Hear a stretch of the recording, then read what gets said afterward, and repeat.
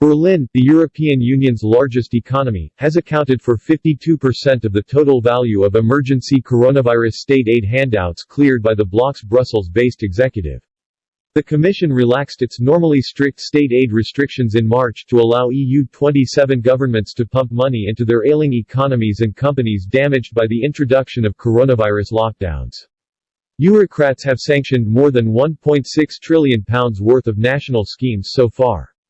France and Italy share joint second place, each with 17% of the total allowed by the Commission.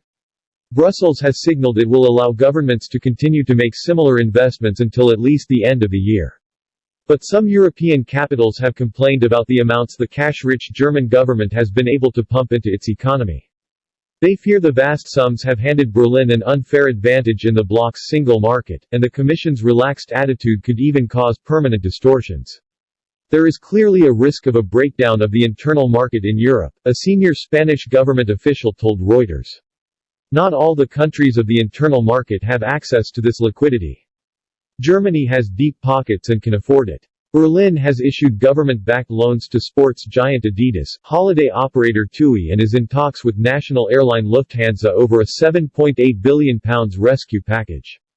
Carlo Amati, of the Italian Flight Attendants Union ANPAV, warned, the state aid that some European countries are discussing with airlines risks distorting competition and creating benefits for some when the sector restarts. Ryanair's chief executive Michael O'Leary has said he is preparing to challenge more than £26 billion handed to rival airlines in the European courts. Commission Executive Vice President Margrethe Vestager, the bloc's competition boss, has insisted the suspension of state aid rules was fully legitimate to save jobs and businesses. There are differences in how much member states can spend depending on this fiscal space, she said. But we preserve the single market because we really need the single market for our recovery. But EU officials have cast doubt on the Commission's ability to protect the single market for significant distortions. One source said, if you look at the scale of what Germany in particular, but also some others, are doing, any notion of level playing field or single market integrity has gone out of the window. Spain has called for EU leaders to consider the inequality generated by allowing cash-rich governments to pour cash into their economies. While increased flexibility for national responses is needed and welcome, it is vital to avoid this leading to a more unequal EU, Madrid said in a note.